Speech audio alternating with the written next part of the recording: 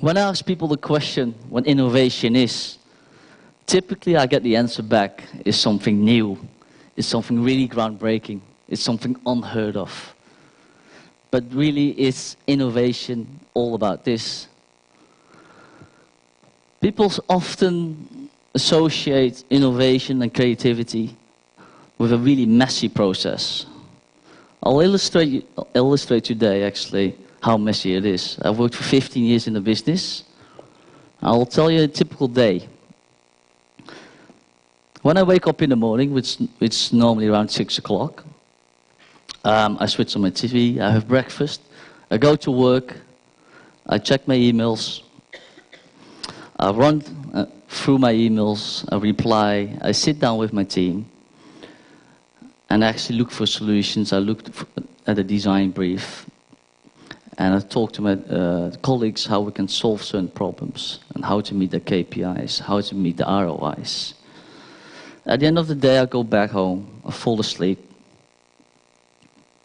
and the next day, I'll wake up around 6 o'clock. I have my breakfast, I go to work, I check my emails, I sit down with my colleagues, I look at the emails again, what clients want, what they want to achieve, and we look for a solution how to solve that. And guess what I do the next day? I do exactly the same thing.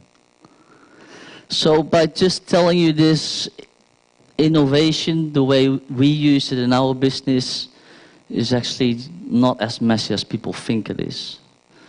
I believe that innovation is very much about structure. It is, I think, about 90% about having a very strong structure. You need to be very disciplined. You need to have a routine to achieve innovation. I actually almost forgot about the pictures. This was the first picture I actually want to show you. But most people think of what innovation is just about this mad professor that comes up with crazy ideas. The reality is that actually anyone can innovate. This is a very random picture, but basically someone that I guess most people will recognize. So to give you an example of how we innovate our business, I think that what most people are interested in. We started a business last year, which is a tech business. It's about 6 months ago, early September, we started the business.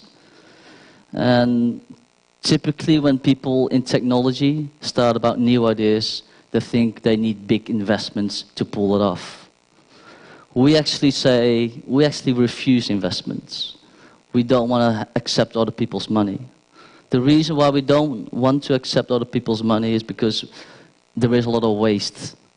Ultimately, everyone that will start a business, I think a lot of students here today, will go through the same process. Everyone will make mistakes. Whether you're 40 years old or 20 years old, everyone that starts a business will make the same mistakes. So I guess it's better to do it with, say, 10 Hong Kong dollars or 1 million Hong Kong dollars.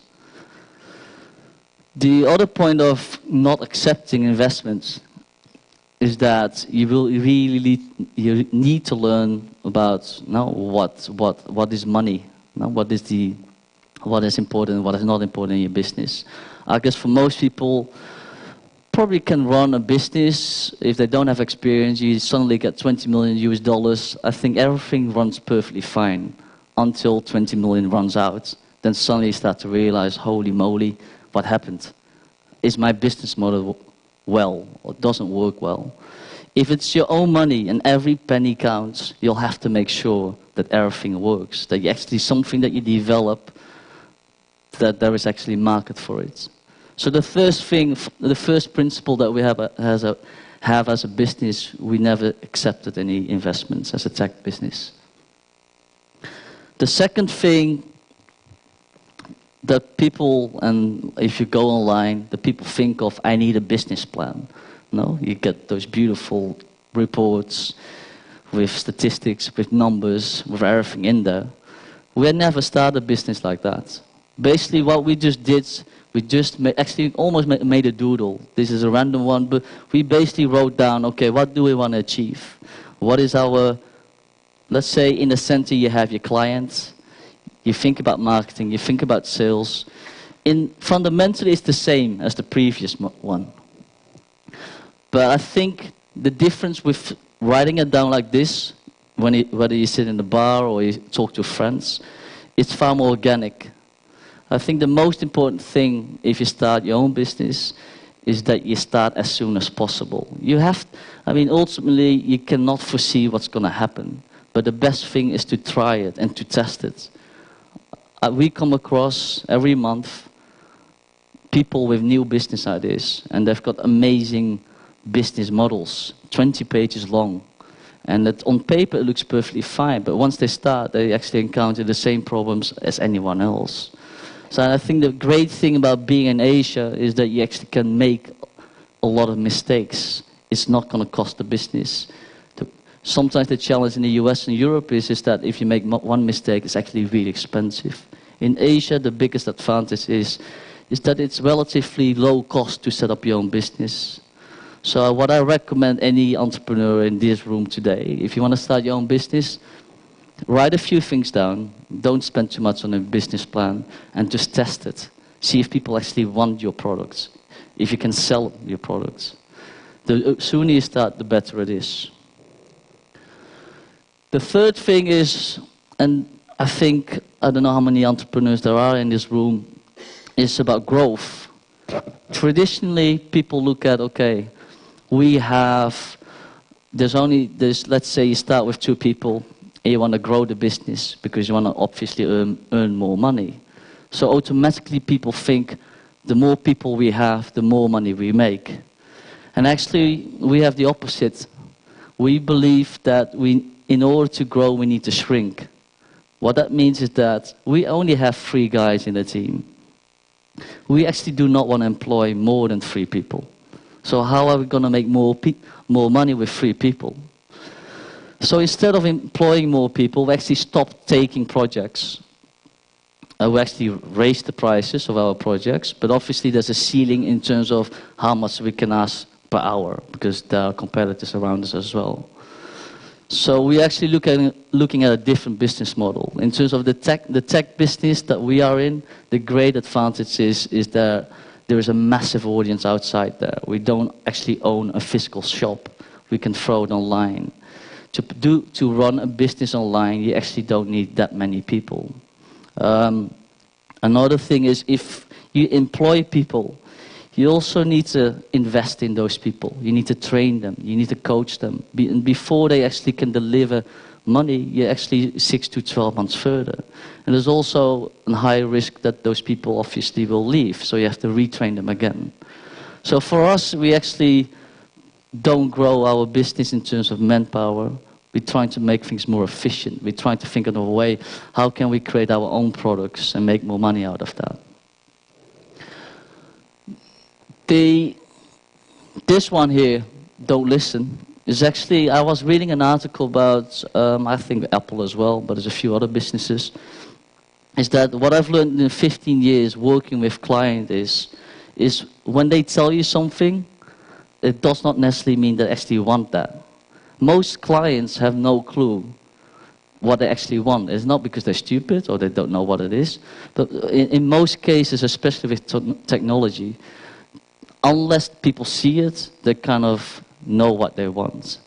So what we try to do is actually not necessarily listen to people. Of course, we're not going to be rude if it's in a meeting. We do talk with other people. But I think the most important thing if you deal with clients is that you kind of read between the lines. No, if people say, okay, I want, I guess typically people start when they come to us and they say, okay, we want a new website. And it's okay, what kind of website do you want? Well, we want something really simple. Okay, how simple is that? Well, they give examples. And then the other thing, they say, oh, we want the wow factor. So, okay, describe what the wow factor is. So sometimes if we ask those questions, people don't know what it is until we actually develop it.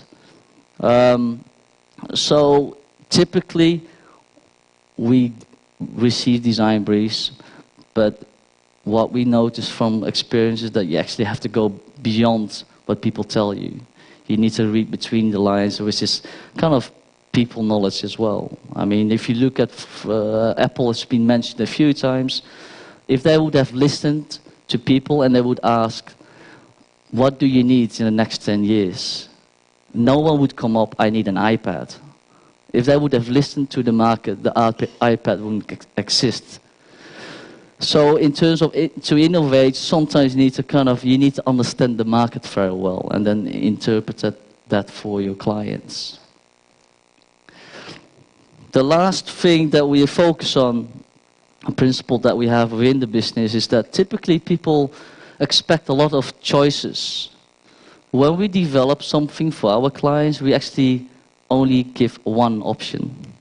We don't make 15 websites or 15 business ideas.